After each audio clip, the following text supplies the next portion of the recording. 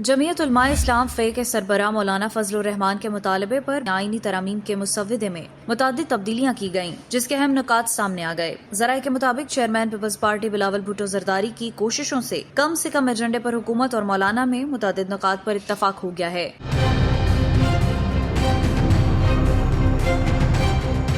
مولانا فضل الرحمان کے مطالبے پر آرٹیکل 51 اور آرٹیکل 200 ملٹری کوڈ سے متعلق ترامیم واپس لی گئی ہیں، جبکہ ججز کی مدت ملازمت 68 سال تک بڑھانے کی شک بھی واپس لے لی گئی۔ ذرائع کا کہنا ہے کہ مولانا فضل الرحمان اور حکومت میں آئینی عدالت کے قیام پر اتفاق رائے ہو گیا ہے۔ آئینی عدالت کا سربراہ سپریم کورٹ سے ریٹائرڈ جج ہوگا۔ آئینی عدالت کے سربراہ کا تقرر پہلی بار وزیر اعظم کی ایڈوائس پر صدر مملکت کریں گے۔ ذرائع نے کہا کہ آئینی عدالت کے باقی ججز کا تقرر 5 ہائی کورٹ سے اہلیت کی بنیاد پر ہوگا۔ آئینی عدالت 5 سے 7 ججز پر مشتمل ہوگی اور آئینی عدالت آئینی امور سے متعلق مقدمات سنے گی۔ ذرائع نے بتایا کہ جے یو آئی کے سربراہ مولانا فضل الرحمان اور حکومت میں آرٹیکل 63A میں ترمیم پر بھی اتفاق ہوا، جس کے تحت فلور کراسنگ پر ووٹ شمار تصور ہوگا۔ ذرائع کا کہنا تھا کہ 19ویں آئینی ترمیم کے خاتمے، 18ویں آئینی ترمیم کی اصل شکل میں بحالی سمیت ججز تقرری کے لیے جوڈیشل کمیشن اور پارلیمانی کمیٹی کو یکجا کرنے پر اتفاق ہو گیا ہے۔ ذرائع کے مطابق نگران وزیر اعظم کے تقرر کے لیے الیکشن کمیشن کا اختیار ختم کرنے پر بھی اتفاق ہوا۔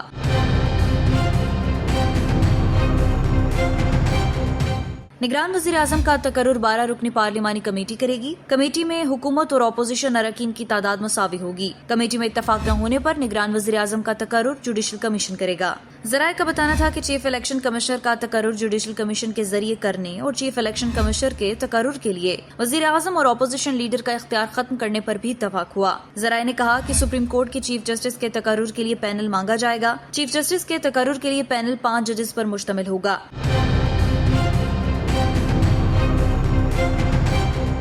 سپریم کورٹ کے چیف جسٹس کا تقرر پارلیمانی کمیٹی کرے گی، جبکہ ہائی کورٹس کے ججز کی روٹیشن سے متعلق ترمیم نہ لانے کا فیصلہ بھی کیا گیا۔ ذرائع کا مزید کہنا تھا کہ 26ویں آئینی ترمیم کا مسودہ صرف بلاول بھٹو زرداری اور مولانا فضل الرحمان کو شیئر کیا گیا۔ 26ویں آئینی ترمیم کو عجلت سے منظور نہیں کرایا جائے گا۔ جن پہلوؤں پر اتفاق نہیں، انہیں مسودے کا حصہ نہیں بنایا جائے گا۔ متفقہ پہلوؤں پر مبنی آئینی مسودہ آئندہ ہفتے تیار کیا جائے گا۔